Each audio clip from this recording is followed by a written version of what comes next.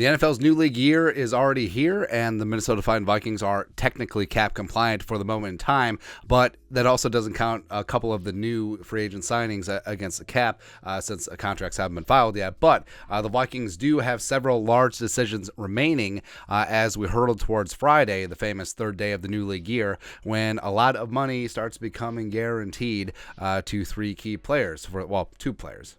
Dalvin's already got $2 million guaranteed, but running back Dalvin Cook, Za'Darius Smith, the edge rusher, as well as safety Harrison Smith.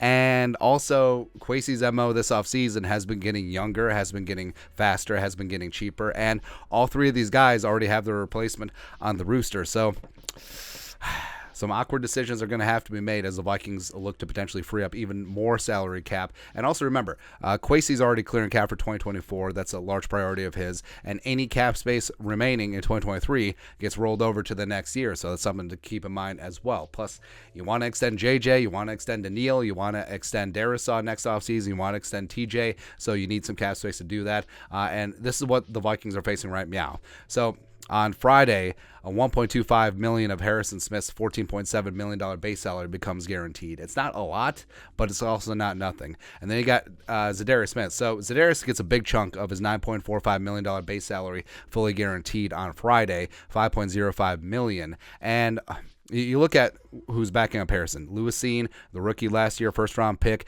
seems to be healthy, good to go off that broken leg last year, suffered in London against the Saints. Marcus Davenport has been signed behind Za'Darius Smith, and if they keep Daniil Hunter, which signs indicate possibly, or maybe they deal him, I don't know. But extend Daniil, they sign Marcus Davenport, that could leave Za'Darius Smith as the odd man out. And Za'Darius does have some trade value. I think that his contract is pretty amazing, but he does have health issues. Last 2 years have been impacted by it, as well as it's pretty damn good edge class. So is a team really going to give up a lot of draft capital? Possibly, maybe a mid-round pick. I'm not really holding out a ton of hope.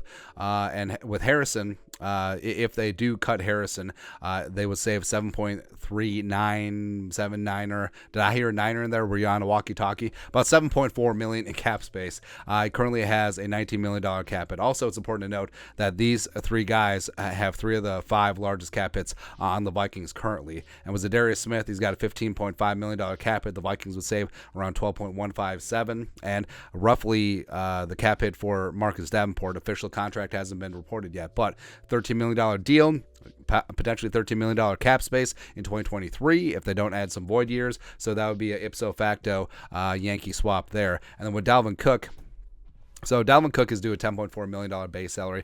$2 million of it is already guaranteed. He's got the fifth highest cap hit of any running back in the National Football League, and the Vikings would save around $7.9 million if they traded him. It would be around $5.9 million if they just simply cut him, since $2 million of his base salary is already guaranteed. But if he traded him, that guarantee would be on the new team's books. And with Alexander Mattison re-signed to a 2-year, $7 million deal, I don't see Kwesi rolling with two running backs on their second contract when neither of them play special teams. So Dalvin back at 10.4, probably not. I think that Madison and King Kenne, as well as Ty Chandler, could be a nice running back by committee. And with Za'Darius Smith, Za'Darius has already sold his house, and also is reported that he requested his release. The Vikings said no, and they could just be waiting for this moment. And they're going to have to make a decision because, yes, they could roll through Friday, and more than half of his base salary becomes fully guaranteed, and then try to trade him after that. But you can't cut him after that. You're not going to pay him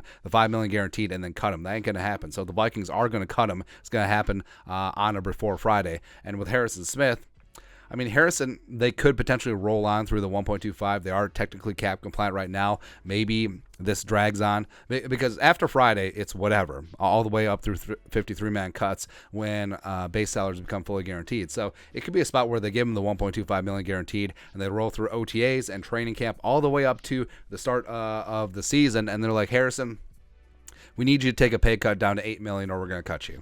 And it's a ruthless business, but you see it every single year, and it's an effective leverage strategy by teams. And with Dalvin, I mean, to a degree, same thing could happen where they pay him the $2 million base guaranteed, it's whatever, and then they go through OTAs and training camp and preseason, and then they get to the start of the year, it's like, all right, Dalvin, take a pay cut down to $6 million and some incentives, or we're going to cut you. And it could be a spot like that. But if the Vikings do cut Harrison Smith, which is a real possibility, if they do cut Za'Darius Smith, which is a real possibility, if they trade Dalvin Cook, again, you're not going to get much in trade since all the leverage in trade negotiations is walking away and keeping the player.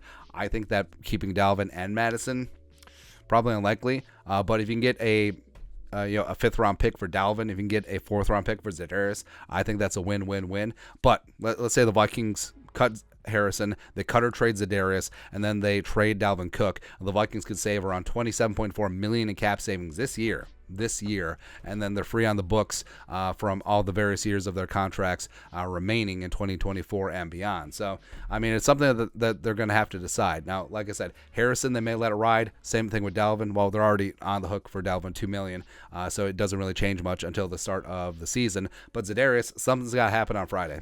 Like, either he's going to be part of the Vikings, maybe they freshen up his deal, or they plan to trade him later. But if they're going to cut him, it's got to happen before Friday, before that $5.05 million becomes fully guaranteed. But that's it. Major decisions loom on 3 Vikings veterans whose replacements are already on the rooster. Let us know your thoughts and our thoughts in the comment section below. Subscribe for daily Vikings takes. Want to support the work? Put a little something in the Venmo. But till next time, Skol, production value.